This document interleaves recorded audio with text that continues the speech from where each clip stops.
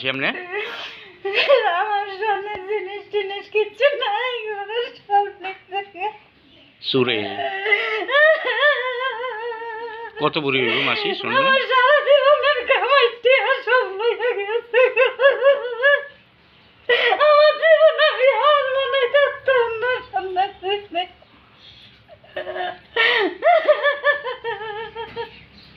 কত বুড়ি হইব মাসি অনুমান?